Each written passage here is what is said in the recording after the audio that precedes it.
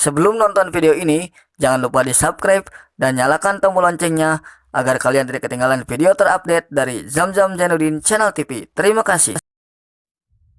Assalamualaikum warahmatullahi wabarakatuh. Halo para subscriber, para penonton channel YouTube Zamzam Jainuddin Channel TV. Berjumpa kembali di sini dengan saya di channel YouTube Zamzam Jainuddin Channel TV. Ya, pada kesempatan video kali ini kita lagi nongkrong-nongkrong aja lah sambil santai, sambil menunggu waktu. Ya, kalau misalkan biasanya orang-orang mengatakan itu sambil menunggu waktunya ngantuk ya, atau orang Sunda bilang apa, nungguan waktu pitunuhun gitunya ya, seperti itu. Jadi menunggu waktunya datangnya kantuk, saya akan berbagi seputar cerita saya di masa remaja. Jadi setelah saya menginjak usia remaja, intinya ketika sudah saya itu sudah betul-betul matang ya. Jadi ketika menginjak dewasa, walaupun masih remaja, walaupun masih kecil di usia 18 tahunan atau 19 tahunan, itu sudah punya pikiran dewasa dan memiliki cita-cita yang cemerlang, yang intinya pada kesempatan saat itu ya, pada waktu itu saya ingin cita-cita ini terwujud ketika usia saya di usia 19, 20 sampai sekarang. Sekarang usia saya sudah 30 tahun ya, 30 tahun. Saya kelahiran 1994, jadi saya itu kelahiran 94. Nah, yang akan saya bicarakan kepada para teman-teman semuanya, pada sobat-sobat subscriber Jam-Jam Jainuddin Channel TV semuanya, adalah keinginan cemerlang ketika saya masih remaja. Jadi intinya ini adalah pencapaian emas, pencapaian saya ketika dewasa mau seperti apa. Oke, langsung aja. Dimulai dari semenjak saya SMP. Itu saya dari SMP, semenjak duduk di bangku SMP, entah kalau nggak salah itu kelas 3 atau kelas 6, kelas 3 kalau kelas 2 ya, sampai SMA itu saya sempat berpikir ke depannya mau seperti apa. Nah, itu masih belum mantap ya kalau di SMP. Tapi kalau semenjak saya sekolah, duduk di bangku kelas berapa ya, kelas 2, kelas 3 SMA-an lah, sudah mau keluar dari sekolah, saya berpikir nanti kalau saya dewasa, saya ingin menjadi orang yang berguna, walaupun saya ini penyandang disabilitas. Mungkin teman-teman yang penonton saya yang lama sudah tahu lah ya tentang edukasi yang saya buat, tentang profile saya seperti apa. Saya adalah penyandang disabilitas tunanetra low vision, seperti itu. Pasti sudah tahu seperti itu. Nah, kembali lagi ke pembahasan. Nah, setelah menginjak usia 18 tahun, saya sempat berpikir saya ingin punya mata pencarian atau ingin punya pekerjaan. Punya pekerjaan apa saja, yang penting pekerjaan itu intinya pekerjaan itu cocok dengan fisik saya, dengan keadaan saya, dan pekerjaan itu pula saya akan kerjakan semampu saya. Jadi kalau misalkan angkat-angkat yang berat-berat, paling semampunya saja, karena memang kalau untuk angkat beban 30 kilo atau 20 kilo saya nggak sanggup ya. Ada satu cerita, singkat cerita, waktu itu saya sudah keluar dari sekolah. Saya mencoba melamar pekerjaan kepada salah seorang yang memiliki rias pengantin. Waktu itu saya sempat berpikir begini, kalau saya bisa kerja di sini semampu saya, entah itu mengangkat kursi apa yang sekiranya saya mampu untuk saya angkat, pasti saya akan dapat upah 10.000 atau 20.000 sesuai dengan pekerjaan yang saya kerjakan. Itu yang pertama. Dan ketika itu ya, si juru rias ini tahu, karena dia memang sudah lama atau dia sudah sepuh ya bisa dikatakan sudah sepuh, dan dia sudah tahu siapa saya dan bagaimana keadaan saya.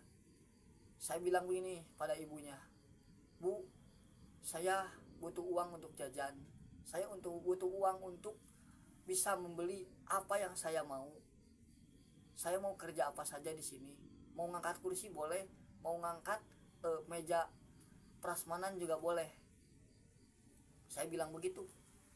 Intinya saya minta pekerjaan apapun pekerjaannya, asalkan saya diberi uang sesuai dengan apa yang saya kerjakan.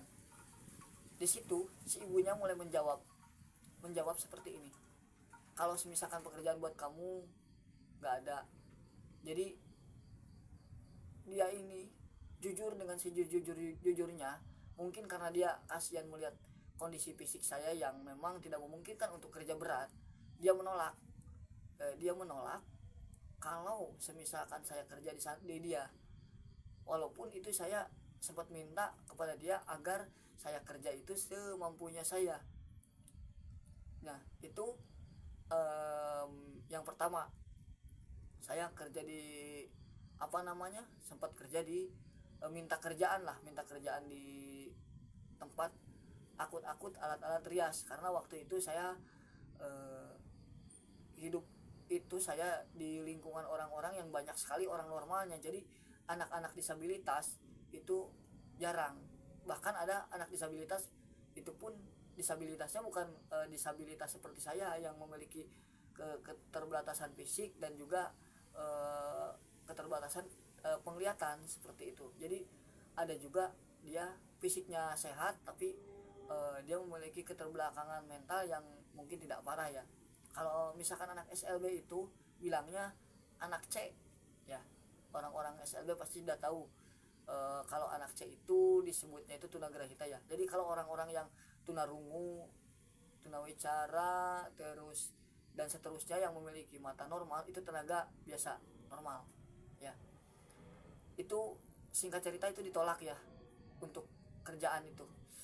Nah lalu saya lari ke tempat yang mungkin saya bisa kerja semampunya.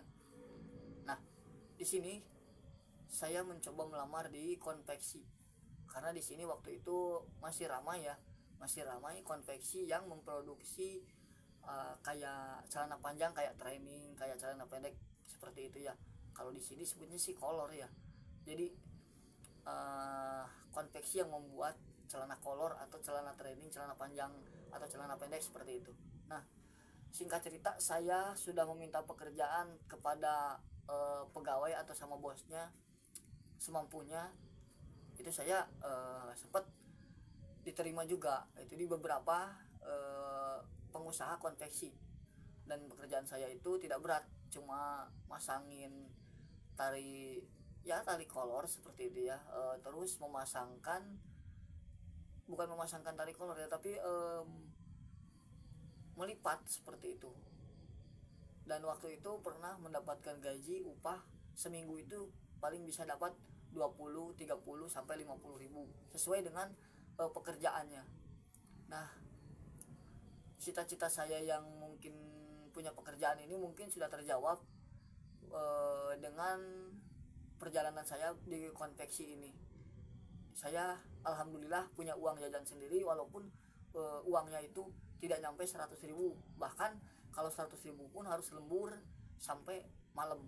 Jadi intinya nggak ada kerjaan, kadang-kala ya kita cuma main-main doang atau ngobrol-ngobrol sama teman-teman konveksi. Tapi ya memang lingkungan orang normal dengan lingkungan anak disabilitas itu berbeda.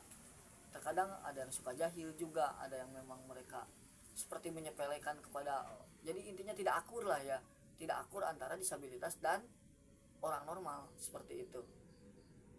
Singkat cerita saya ke tempat konveksi yang terakhir. Di situ saya pernah dapat upah pertama itu 1.000 1 jam, sampai saya dapat upah paling besar itu 50 sampai 100 ribu kalau nggak salah. Itu juga satu minggu pun siang malam kerja ya. Kerjanya seperti itu, melipat, memasangkan tali kolor seperti itu ya. Yaitu itu perjalanan saya mendapatkan uang, ya.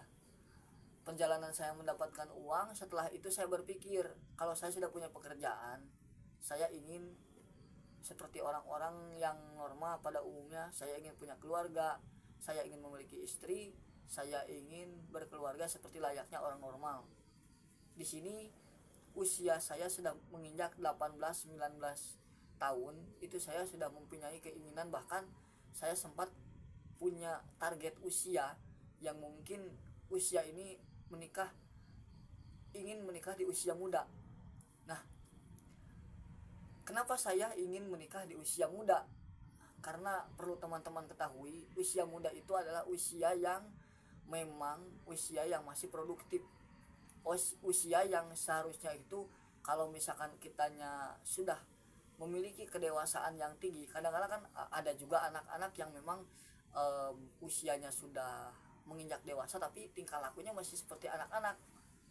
Nah, sebagaimana yang disebut dengan tingkah lakunya seperti anak-anak ini adalah orang yang masih senang main.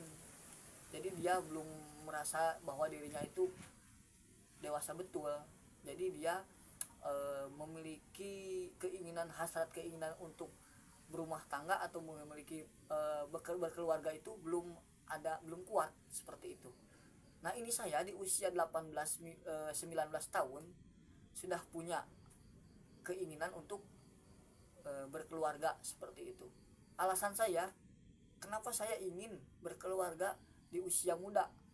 Yang pertama alasannya adalah saya ingin ketika saya mempunyai anak-anak yang usianya itu masih di usia sekolah, intinya dia masih butuh biaya untuk kita biayai, itu kita punya tenaga atau punya power yang lebih untuk kita berusaha mengais rezeki. Yang saya ingin dan saya sangat ingin sekali, yang pertama itu punya keluarga, terus anak-anak sekolahnya terjamin seperti itu, sampai menginjak usia dia dewasa dan sampai dia mandiri. Jadi intinya gini, kalau misalkan kita nikah di usia muda, mau kita punya anak 3 atau 4, kalau kitanya muda atau bahkan kitanya keburu tua, jadi kita terkadang kalau misalkan di masa tua pasti kita akan banyak pikiran. Banyak pikirannya itu bagaimana, waduh saya tenaga sudah kurang, anak-anak masih belum selesai, anak-anak masih kuliah, anak-anak masih sekolah, seperti itu. Nah, ini cita-cita saya yang cemerlangnya ini adalah di sini. Saya ingin usia saya masih muda, saya masih sanggup kerja, masih sanggup mengais rezeki, itu saya ingin anak-anak tidak khawatir kepada saya karena saya sudah pengen istirahat. Saya bisa istirahat di masa tua nanti, seperti itu. Jadi di masa saya yang sudah tidak menginginkan bekerja lagi, ketika anak-anak sudah sukses, itu anak-anak bisa memberikan sebagian rezekinya kepada orang tuanya. Itu keinginan saya yang pertama. Ya, keinginan saya yang pertama. Keinginan saya yang pertama itu adalah menikah di usia muda, karena alasannya seperti itu. Saya ingin membahagiakan anak-anak saya ketika tenaga saya masih ada. Jadi intinya membahagiakan anak sebelum masa senja datang, seperti itu ya, sebelum hari tua datang. Itu yang pertama. Lalu yang kedua, keinginan saya yang cemerlang adalah saya ingin membahagiakan kedua orang tua saya di usia muda. Jadi di balik kekurangan saya, mata saya yang kurang melihat ini, ya, saya ingin orang tua saya itu bahagia. Yang pertama, ya, bahagia karena punya rezeki. Jadi kalau misalkan saya punya rezeki lebih, saya ingin sekali membahagiakan mereka. Dengan cara apa? Ketika orang tua sudah merasa tidak sanggup untuk membiayai sekolah anak-anaknya, seperti itu ya. Intinya gini, kalau misalkan orang tua sudah mempunyai mempunyai keinginan untuk beristirahat, untuk mereka menikmati masa tua, saya ingin saya ini menjamin apa namanya, perekonomian mereka. Misalkan gini ya, kalau kalian punya adik ya, adik kalian tuh masih sekolah, adik kalian tuh masih katakanlah SMA, orang tua butuh biaya. Orang tua ini dapat biaya dari mana? Misalkan kerja sudah nggak kuat seperti itu, tenaganya sudah tidak memungkinkan lagi untuk bekerja berat, sedangkan biaya untuk anak-anak masih belum berhenti. Nah, saya ingin sekali apabila saya punya rezeki lebih, saya ingin membantu. Misalkan ini ya, adik masih sekolah, saya ingin menyekolahkan adik saya dengan uang yang saya miliki, seperti itu. Itu cita-cita saya yang mungkin cemerlang, kalau menurut saya cemerlang dan bagus, karena bisa membahagiakan kedua orang tua di masa muda. Nah, itu keinginan saya yang keberapa itu ya, kedua, yang ketiga ya. Jadi intinya keinginan saya itu ingin membantu orang tua ketika orang tua sudah menginginkan untuk istirahat di masa tuanya. Jadi buat adik-adik, buat kakak-kakak semuanya, mungkin pesan dari saya, kalau semisalkan kalian di usia muda sudah punya rasa ingin sekali mewujudkan impian kalian, misalkan kalian dari umur 17 atau 18 tahun, kalian sudah memiliki kedewasaan yang mungkin kalian rasa sudah cukup, atau kalian sudah merasa dewasa dan merasa cukup untuk berumah tangga, atau misalkan kalian punya rezeki lebih, pesan saya, bahagiakanlah orang tua sebelum orang tua itu tiada. Nah, dengan cara apapun kita harus bisa membahagiakan mereka sebelum mereka tiada, dan sebelum mereka intinya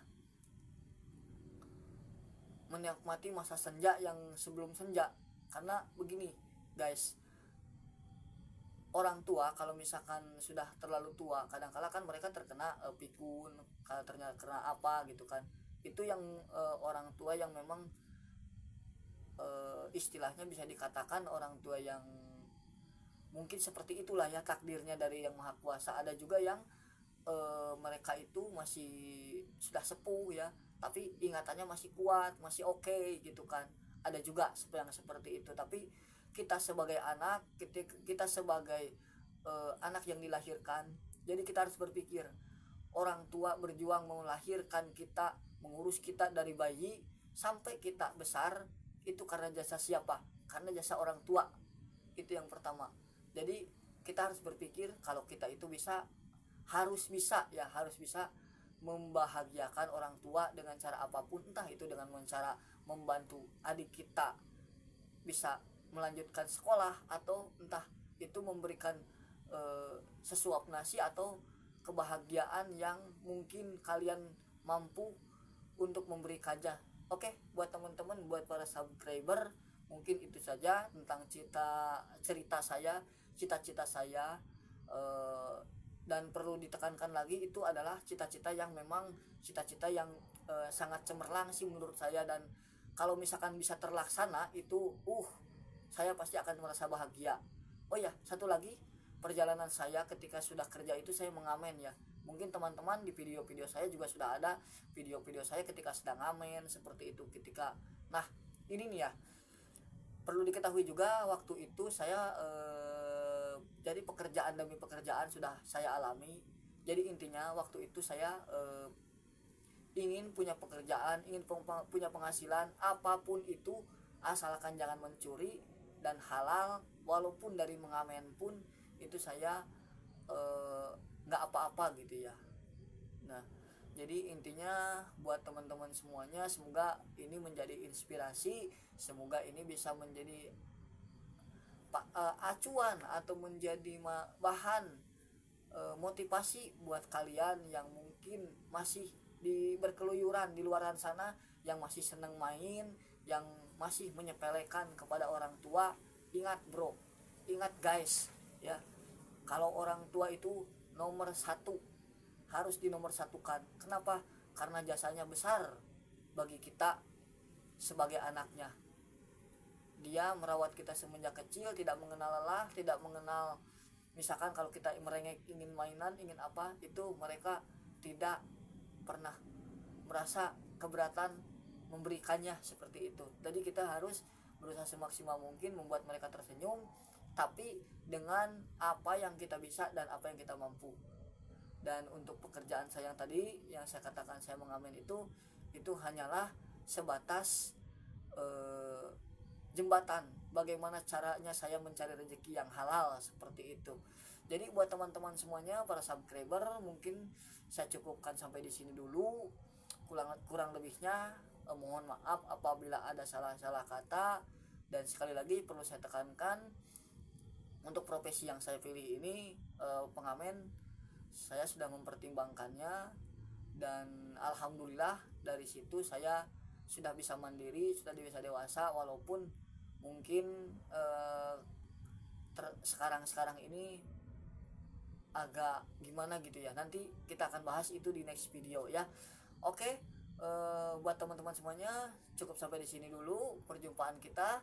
Kurang lebihnya mohon maaf apabila ada salah-salah kata atau mungkin perkataan saya yang mungkin tidak enak, atau misalkan perkataan saya yang ada yang kurang gitu ya, atau misalkan ada yang tidak enak didengar, mohon dimaafkan.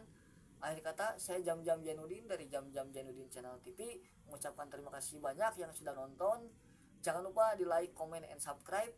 Dukung channel saya agar kedepannya saya bisa memberikan cerita-cerita motivasi, kalau ada nanti ya cerita motivasi. Insya Allah saya tidak akan pelit dalam berbagi pengalaman beserta ilmu kalau saya punya pengalamannya.